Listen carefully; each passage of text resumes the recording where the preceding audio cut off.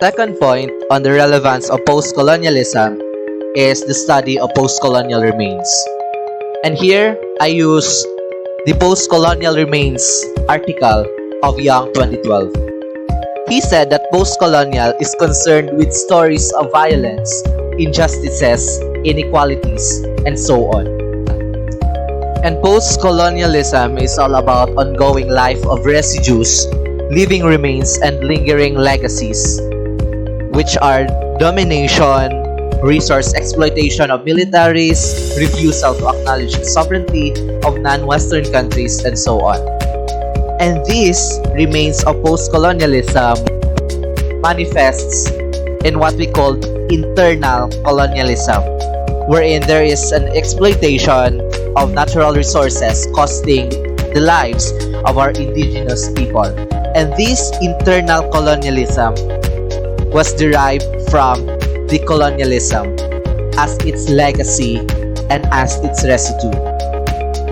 And in order for us to understand why there is a presence of domination, resource exploitation, as well as why internal colonialism is happening, we can always refer back to post-colonial studies, wherein these post-colonial studies expose us to various conflicting perspectives that reveals the grimy history of colonialism.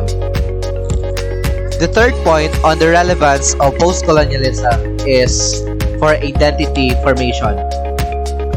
Shaping nations' identity through language, culture, food, ways of living, and so on is seen in a post-colonial period of a certain country, just like the Philippines adapting Spanish and American culture. Sharp argues that other forms of knowing are marginalized by Western thinkers, reforming them as myth or folklore.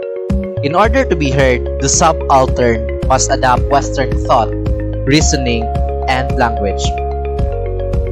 We can see here that the identity of a certain country, their own realities, were regarded as myth or folklore by their colonizers.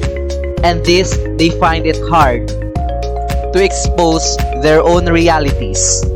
But the colonizers already shaped their reality as myth and folklores.